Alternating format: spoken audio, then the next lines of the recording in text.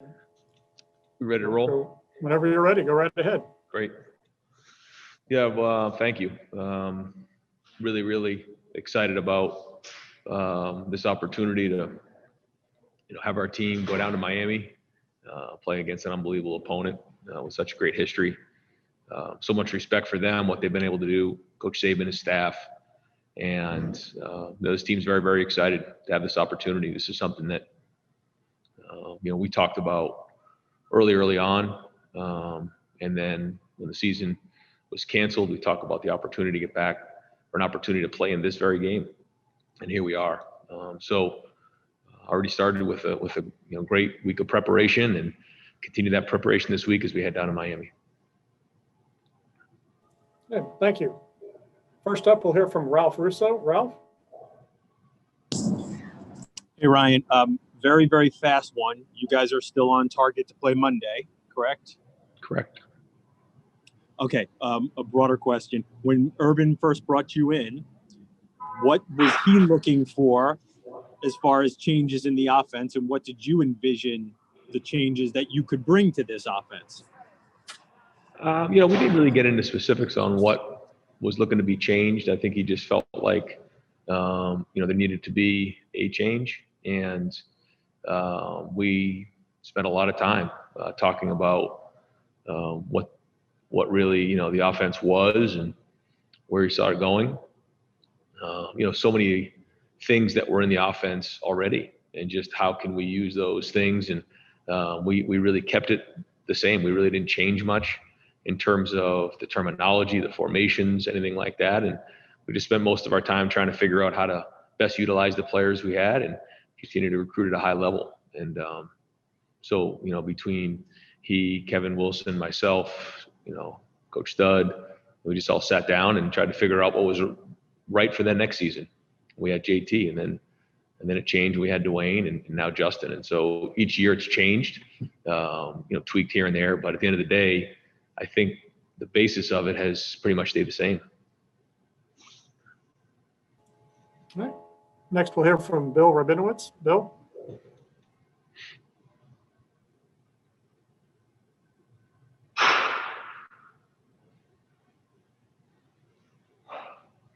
Bill, are you there? Okay. Well, let's try Nathan Baird. Nathan?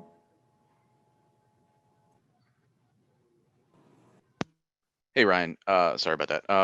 Obviously, you guys have been dealing with the COVID issues pretty constantly for the last 6 weeks as far as having to miss guys. But coming off of a big win like the Sugar Bowl and then having to deal with new cases this week, how is that not sort of like a mental gut punch for the program? Or is it something that players and coaches are kind of just steeled to at this point and better able to deal with? Well, anytime you deal with that and you lose people, it is a gut punch. But it's not something that we're not used to. We played games with majority of our offensive line out. We played the Big Ten championship game without our top receivers, or some of our top receivers. We've had starters all over the place down different times, and we found ways to work through it. It's just been the way it is, and you can feel sorry for yourself, or you can just continue to work on and push through it. The hard thing is, at the end of the day, most people don't really care. They just watch the game, and the result is the result. But for us, that's why the story about this season is just so amazing to me, is that we just continue to push through despite all these difficult challenges along the way. And no different this week. So we got a new set of challenges this week. We're gonna have to figure it out and go down to Miami and play. Next, we'll hear from Lane Higgins. Lane?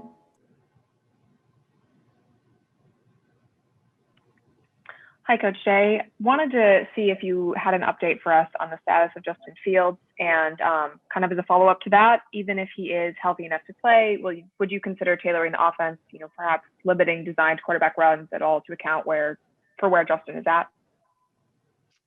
Yeah, no real update. Don't really give up injury updates. And then, we'll do, what we think is best in the game, based on our opponent, based on our personnel and where we're at during the game. That's kind of what we've done for every game that we've been in. And so we'll continue to do that this week.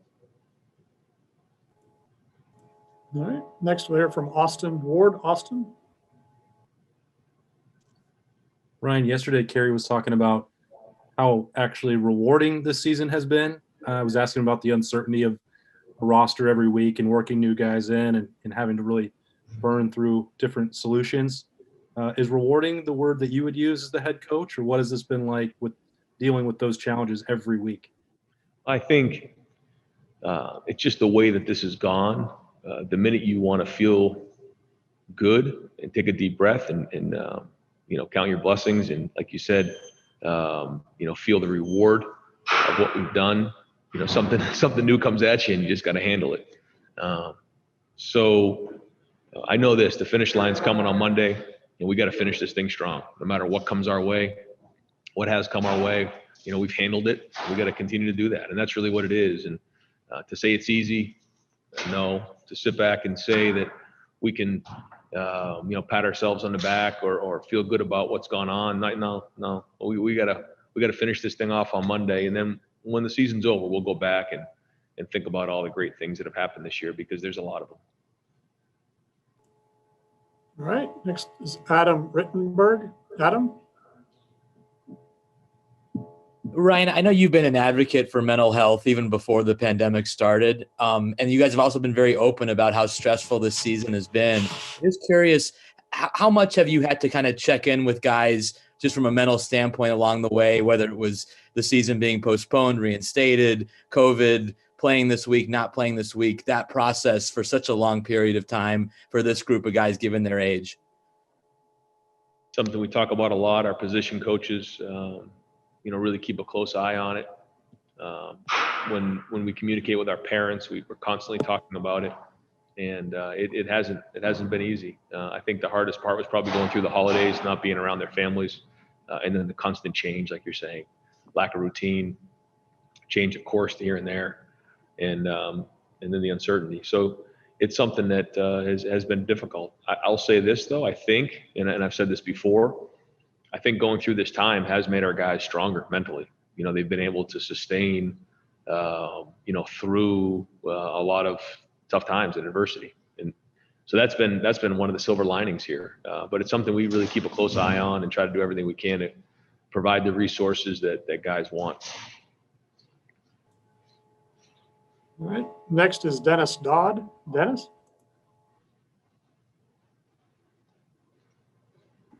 Ryan, Pat Fitzgerald and Mike Hankwitz are so good. Was that more about them going against your offense in that championship game, or was it more about the offense not functioning as well, or a combination of both?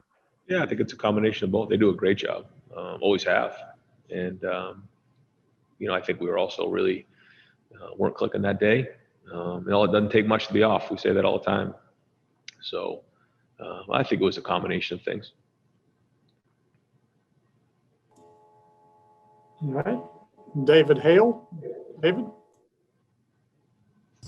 Hey, Ryan, thanks for doing this. You and Justin have, I think, a very strong relationship, and having talked to him, I know he's kind of very close with his dad, very much a small town guy, and yet he committed to Ohio State without having actually gone to campus first. I'm wondering what has sort of made your relationship work with him so much. Do you consider it sort of a unique bond for yourself as well? And how much do you think that has played into the level of effort and dedication that he's shown to the program throughout this really tumultuous year? First off, it says I'm unstable. Am I good? Am I good on this? Yeah. It started off right from the get-go when, Justin and I started our relationship and tried to be upfront and honest with him. He was going to have to come in here and earn a spot. It was going to take hard work. That what being the quarterback at Ohio State meant. And then we just went to work. And Mike Yursich early on, that first year, spent a lot of time with him. I spent some time with him, especially on the field. And then in the off season this year, spent a ton of time with him, and have spent some time with him certainly this year, a lot of time this fall. And when you go through things together, your relationship gets stronger. And we went through a lot of great times last year. You go through that Clemson game, and you just learn about each other. Your relationship gets stronger when you go through tough times. You find out about each other. And then the off season and fighting for a season and speaking up and his leadership and all those things. And then as we got into this season, you know, a lot of the stuff we worked on during the season, Coach Dennis and he worked on, it all kind of worked together early on. And then we went through a couple tough games where it didn't really click the way we wanted to. And then to see him play the way he did and overcome a little adversity in this past game is what it's all about. And that's what life is all about. And I think he knows how much I care for him, and I'm always there for him and try to help him the best I can. And that's part of it too. I mean, it's one thing to care about somebody. It's another thing to be able to help them. And I think that, you know, he knows that I'm here to help him, and I can find ways to help him here and there. And I think that there's a trust there. And there's obviously an unbelievable respect for what I have it for him as a competitor and as a person. All right. Next is Bill Rabinowitz. Bill? Can you hear me this time, Ryan? I can. All right, good. You're in the national championship game and only your second full year as coach. With all you've had to deal with this year, I'm sure that's not really on forefront of your mind. But can you put into words what it's like for you to be at this point and what it would mean to win it, especially when you're going against somebody like Nick Saban? I appreciate those words, Bill. I don't. I think you probably know me now. I'm probably not going to get into that right now, just because, you know, we're in the moment, and all that really matters is preparing for this game.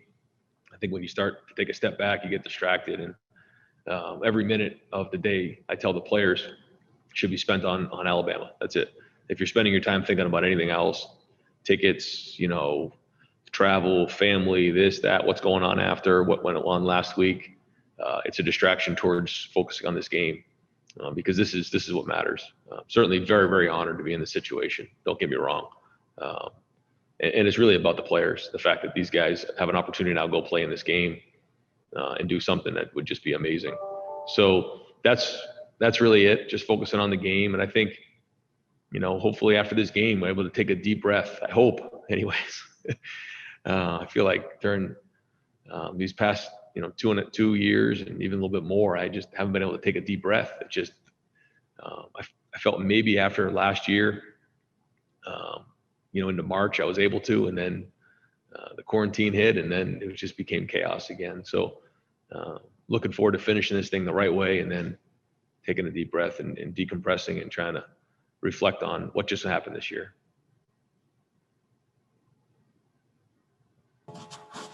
Next is Michael Casagrande. Michael? Yeah, just wondering, how many players do you guys have available for the game? How many do we have available? I don't know the number on that. I have to check. But you're confident that you'll have the full number required to play in the game? Yeah, we'll have plenty of players. Next up is Sam Kahn. Sam? Hey, Ryan. Earlier this year, Nick Saban had said that he doesn't believe that good defense beats good offense anymore as it relates to the way college football has gone. I'm curious what your sentiment is on that, and how what good defense is now required to win a championship in this age of college football. Yeah, no, it's a great question. I think it has changed. You know, fundamentally, it hasn't changed, but just the way the game's being played has. And it's all about getting stops. You know, I mean, it isn't really about how many yards you give up. I think controlling the game does matter. But at the end of the day, it's about getting stops, forcing field goals, and getting turnovers. You know, you can let them drive the entire length of the field, but if they kick field goals or you get turnovers along the way, good things are going to happen. So I think that really is where it's at. And, you know, it depends on how strong your offense is. And I think both sides have to play off of each other. I think that's really, really important. One good thing about, you know, being so involved in the offense is that you kind of understand as the head coach that, you know, it takes both sides in all three phases to you know, mesh together for it to work. And you can't work in three different silos. And I think that's a big part of it as well. So, you know, when you tie the two sides in together with special teams, then I think you can put together a good plan. But to answer your question, I think nowadays it's not about how many yards you give up. It's just literally how many stops can you get, whether by turnovers or forcing field goals. Next, we'll hear from Bill Landis. Bill?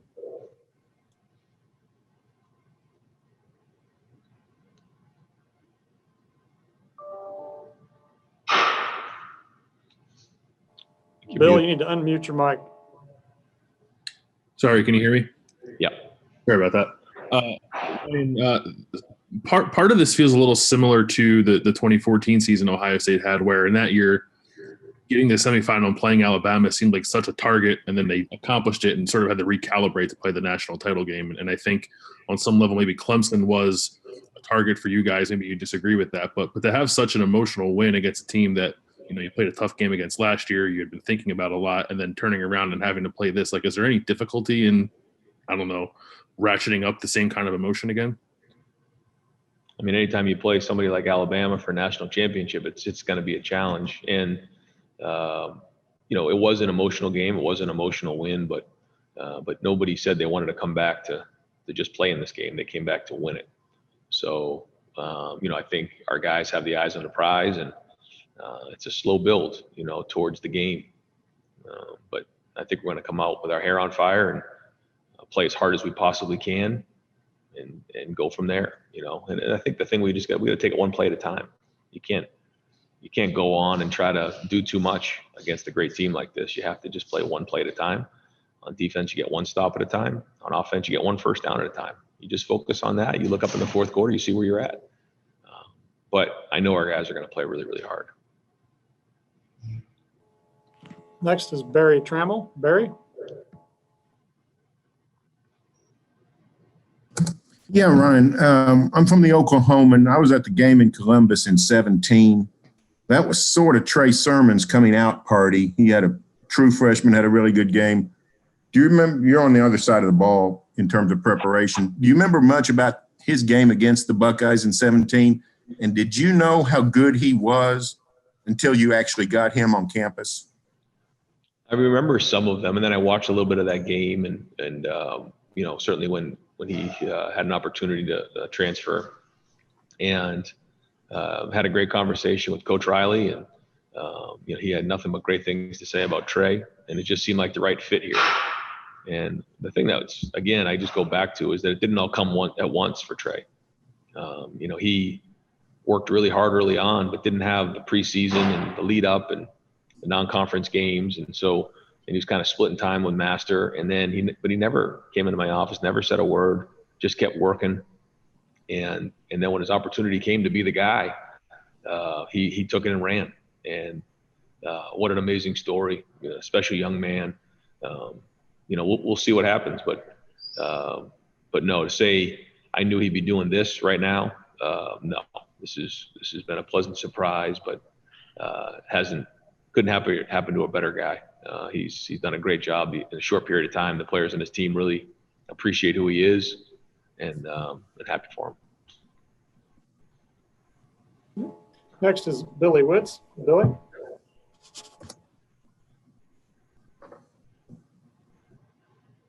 Yeah, Ryan. When Justin got hurt against Clemson, and there's the decision of whether to put him back into the game and the injection that or two that he seems to have gotten. What are the discussions that take place? The coaches, the medical people about, I guess, whether he can, when he goes back in the game, how well he can protect himself. What are the questions of possible further injury, and because this is somebody who seemingly has a pretty lucrative future in front of him. And so, I guess how are those things kind of balanced and played out? I mean, Justin isn't treated any differently than any other student athlete. Our medical people are the best in the country at what they do. They identify what's going on. They communicate with the player, and they diagnose what happened, and then make the decision on whether he's able to go back in the game. And that's what happened here. And obviously they use the feedback of the player too. And what an unbelievable competitor Justin is. I mean, just never forget that night. He's just tough, and people forget that, what happened in the Team Up North game when he took that shot in the knee. One play came out, he went back in. One play later, and threw a touchdown pass, scrambling to his left to Garrett Wilson in the back of the end zone. I mean, that was like, whoa. And then this was another one. So then see him come back after that hit and throw 4 touchdown passes, throw the ball 65 yards down the field. I mean, unbelievable. Are there things that you look at though with, just of making a determination of whether he can protect himself? I don't think anybody questions his competitiveness and interest in being out there, but just as far as, whether he can, protect himself, the way, he can move around at all, et cetera. I mean, yeah, that's up to our medical people, and it's the same thing we do for every game. We have time for one more. Stephen Means. Stephen? Hey Ryan, just back on Trey a little bit. He is a guy who transferred in here at a time when he didn't necessarily transfer like Justin did, where he kind of had an off season to really get to know a lot of these guys and do the stuff you would do if we weren't in the middle of a pandemic. So saying that, when did you see him start to get comfortable around this? And how did that maybe translate onto the field? Yeah, probably the Michigan State game, and then into the. But he popped a few runs there. Okay, that was good. But then the Big Ten championship game was when he just really took off. I mean, it just as early as that. I mean, it was probably the second half is when I really realized what was going on. He was running hard, but then it just kind of went to a second level, and then he played great last week.